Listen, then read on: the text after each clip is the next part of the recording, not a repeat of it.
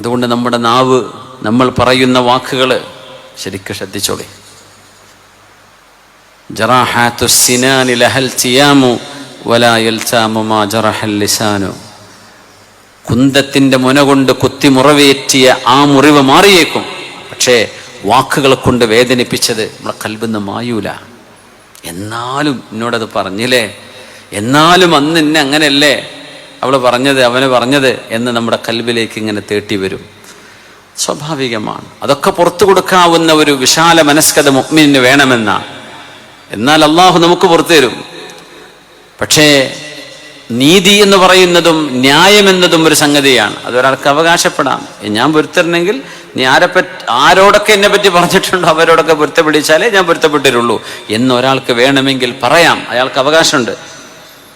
അല്ലെങ്കിൽ പറയാം ഞാൻ പൊരുത്തപ്പെട്ടിരിക്കുന്നു.